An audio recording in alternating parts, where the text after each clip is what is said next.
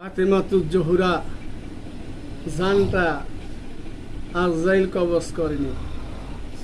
তাহলে আল্লাহ পাক কি সম্মানভাবে রসুলের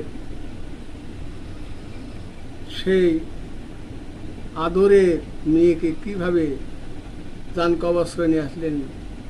তাই তাফসিরে রুহুল বায়ানের তৃতীয় খণ্ড 403 পৃষ্ঠার মধ্যে আল্লামা ইসমাইল হক তিনি বর্ণনা করেন, ইন্না ফাতেমাতুজ জাহরা লাম্মা নাজালা আলাইহা মালাকাল মউত।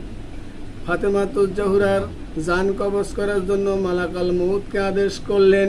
মালাকাল মউত লান তারদিবি ফায়দাহা, তিনি বললেন, মাওলা গো ক্ষমা করুন, মাফ করুন, আমি ফাতেমাতুজ জোহরার জান কবজ করতে পারবো না।